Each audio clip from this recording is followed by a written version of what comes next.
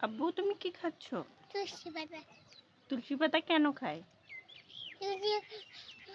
না, তুলসী পাতা খাইলে রক্ত কাশি ভালো হয়, তাই না? হ্যাঁ। তুমি ছোটবেলা থেকে তুলসী পাতা খাও?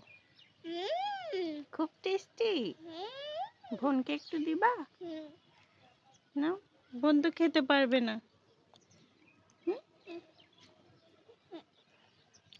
তুমি খাও, বোন খেতে পারবে না। খুব মজা। খুব মজা।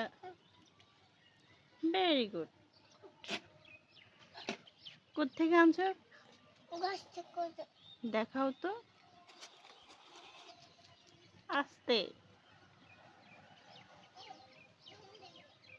ঠিক আছে।